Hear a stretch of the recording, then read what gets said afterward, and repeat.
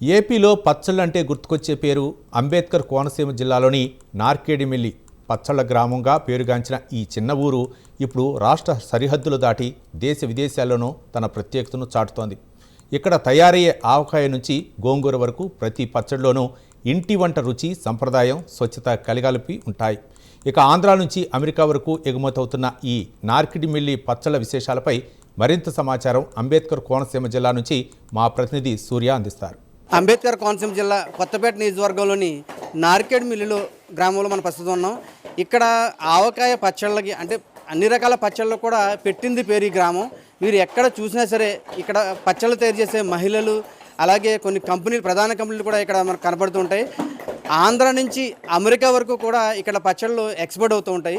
అసలు ఏంటి ఈ ఊరి పచ్చళ్ళ ప్రత్యేకత ఏంటి అని చెప్పేసి ఇక్కడ సాయి ప్రియా పికిల్స్ కంపెనీ వారు మా శ్రీరామ్ గారు మనతో ఉన్నారు. ఒకసారి ఆయన అడిగి సార్ చెప్పండి, ఏంటి ఈ పచ్చళ్ళు మీరు ఎప్పటి నుంచి తయారు చేస్తున్నారు, ఏంటి ఎంతకాలం చేస్తున్నారు? నేను ఒక 12 సంవత్సరాల నుంచి తయారు చేస్తున్నాను పచ్చళ్ళు. పూర్వం నుండి మా ఊరిలో చాలామంది అప్పుడు చదువు కట్ట లేని మూల స్వయం సమృద్ధిగా ఎదగాలనే ఉద్దేశంతో మా పెద్దలు ఈ వ్యాపారాన్ని అనేది ప్రారంభించారు. ఆ వ్యాపారాన్ని మేము కొనసాగిస్తున్నాము. ఎంతమంది పనిచేస్తున్నారు మీ దగ్గర? నా దగ్గర ఒక 25 మంది పనిచేస్తారు. ఎలాగండి ఇది వ్యాపారం మీరు సొంతంగా చేస్తున్నారా లేదా ప్రభుత్వం ఏమైనా సహాయం అందించిందా? లేదండి, సొంతంగా పనిచేస్తున్నాను. ఎక్కడెక్కడ ఎక్స్పోర్ట్ చేస్తారండి? ఆల్ ఓవర్ స్టేట్స్ అండి. హైదరాబాదు, తెలంగాణ, కర్ణాటక, ఒరిస్సా. మామిడికాయలు రకాలు ఏం వాడతారండి? రసాలు వాడతామండి. నూజివీడు రసాలు వాడతాం. ఈ రాజమండ్రి నాటికాయ వాడతాం. స్వీట్ మ్యాంగో తయారు చేయడానికి తోతాపురి కలెక్ట్ అంటారు, ఆ కాయను వాడతాం. రోజుకి ఎంత పరిమాణంలో తయారు చేస్తారండి? డైలీ 4 టన్నులు తయారవుతుందండి. ఎక్కడెక్కడ ఎక్స్పోర్ట్ చేస్తారండి మొత్తం దేశంలో ప్రధాన నగరాలైన ఒరిస్సా, బెంగళూరు, ఈ తమిళనాడు, ఇలా హైదరాబాద్, తెలంగాణ అన్ని స్టేట్స్కి ఇస్తామండి. గతంతో పోలిస్తే ప్రస్తుతం వ్యాపారం ఎలా సాగుతుంది?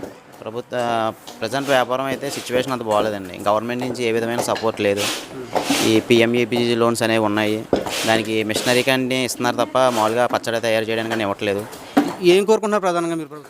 ప్రధానంగా మేము కోరుకునేది ఏంటంటే ఇక్కడ నుంచి మేము 10 మంది, ఒక 5 మంది కలిసి ట్రాన్స్పోర్టేషన్ మీద తలకో 10 మూటలు కలిపి ఒక ఐసర్ వ్యాన్ పెట్టి ఒక 100 మూటలు వేరే ప్రదేశానికి తీసుకెళ్తాము. ఇలా వైజాగ్ అనో, హైదరాబాద్ అనో, వేరే ప్రాంతాలకు తీసుకెళ్తాం. ఈ విషయాన్ని మీరు నాయకుల దృష్టికి తీసుకెళ్లారా? నాయకుల దృష్టికి చాలాసార్లు తీసుకెళ్ళాను. మా ఊరు గ్రామ ప్రజలు, పెద్దలు అందరూ చాలాసార్లు తీసుకెళ్లారు. స్థానిక ఎమ్మెల్యేలు ఎవరో రూల్లో ఉంటే వాళ్ళు ఫోన్ చేసి వాళ్ళతో మాట్లాడి బండి అనేది విడిపిస్తారు. ఈ పచ్చడి బండి అనే దానికి వెళ్ళట్లేదు, ఖచ్చితంగా ఆపుతున్నారు. దానికి మళ్ళీ ఎవరో ఒకరితో మాట్లాడించు ఏదో ఒకటి చేసి వెళ్ళవలసి వస్తుంది. సేల్ ట్యాక్స్ ప్రాబ్లం అనేది చాలా ఎక్కువగా ఉందండి. చేస్తుంది వ్యాపారం మా తాతయ్యల కాడి నుంచి చేస్తున్నారండి వ్యాపారం. అంటే కుటుంబంలో మొత్తం అందరూ ఇదే పని మీద ఉన్నారా లేకపోతే వేరే? ఇదేనండి, మా కుటుంబం అంతా ఈ పనేనండి. రోజుకి ఎంత పరిమాణంలో తయారు చేస్తారంటారు ఈ పచ్చడి? టన్ను లెక్కన తయారు చేస్తారండి. ఎంతకాలం చేస్తున్నారండి వ్యాపారం?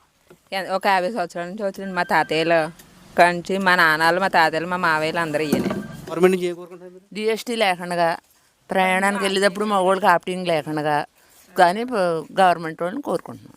మామిడికాయలకు వస్తున్నారు కదండి, అది ఏ రకాల మామిడికాయలు ఇందులో వాడతారని పేర్లు ఏమన్నా చెప్తాను? మాగాకి అయితే అండి కలెక్టర్గా వాడతామండి. ఆవకాయకి అయితే అండి దేశవాళ్ళు వాడతామండి. చిన్న రసాలు వాడతామండి. ఆవకాయకి అంటే ఒకరికి ఒక రకం ఇష్టపడతారండి. దీపావళికి కూడా ఇవే కలెక్టర్ వాడతామండి. మాగాకి ఇవే వాడతామండి. ఉసిరిగా పడతామండి, మాగా పడతామండి. పండుమిర్చి, అల్లం, టమాటా, నిమ్మకాయ, చింతకాయ, కరివేపాకు ఇంకా రకాలు ఉన్నాయి. 15 రకాలు వరకు ఉంటాయండి. మాకు తల్లు పిల్లలు కూడా అంతా కూడా ఇదే కష్టపడతామండి. అందరం గేలంగా లేబర్ అది రాలేదండి. గతంతో పోలిస్తే ప్రస్తుతం వ్యాపారం ఎలా ఉందంటారు? గతంలో రైట్ అండి. ఇప్పుడు ఏమవుతుందండి, అన్నింటికి కూడా ఛార్జీలు ఎక్కువైపోతున్నాయి, లేబర్ ఛార్జీలు ఎక్కువైపోతున్నాయండి, వర్కర్స్ ఎక్కువైపోతున్నారండి.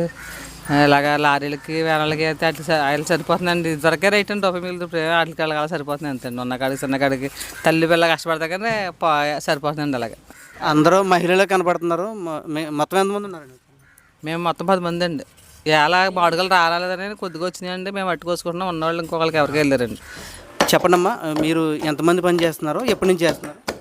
15 మంది చేస్తారండి. 20 రోజుల నుంచి చేస్తున్నామండి. అంటే మీకు శాలరీ ఎలా ఇస్తారు? రోజువారీ శాలరీయా లేకపోతే? రోజువారీ శాలరీ ఇచ్చేస్తారండి. బాగానే ఉందమ్మా పని? బాగానే ఉందండి. అంటే ఈ వేసవి సెలవు కాబట్టి చేస్తున్నారా లేకపోతే మామూలుగా రోజుల్లో కూడా వస్తారా? వేసవి సెలవులు కాబట్టేనండి. సమ్మర్లోనే ఉంటాయండి. మే నెలలో ఉంటాయి. ఎన్నాళ్ళ నుంచి చేస్తున్నారు? 2 సంవత్సరాల నుంచి అండి. అంటే జీతాలు అవి మీకు బాగానే ఉన్నాయి? బాగానే ఉన్నాయండి.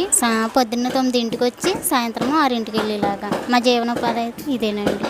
మాకు పచ్చళ్ళన్నీ వ్యాపారం ఇవి. ఆంధ్ర ఆవకాయ రుచిని పేరు నిలబెడుతూ ఇక్కడ పచ్చళ్ళ తయారీ విధానం కొనసాగుతుంది. ముఖ్యంగా మహిళలు ఎక్కువగా జీవనోపాధి పొందుతున్నట్టు కనబడుతుంది. అలాగే ప్రభుత్వం మరింత సహకారం అందిస్తే దేశ నలుమూలలే కాదు ప్రపంచ నలుమూలలో కూడా ఈ పచ్చళ్ళు ఎక్స్పోర్ట్ విధానం మేము కొనసాగిస్తామని చెప్పేసి ఇక్కడ తయారీదారులు చెప్తున్నారు. ఇది ఇక్కడ పరిస్థితి. సూర్య, ప్రైమ్ న్యూస్, అంబేద్కర్ కోనసీమ జిల్లా.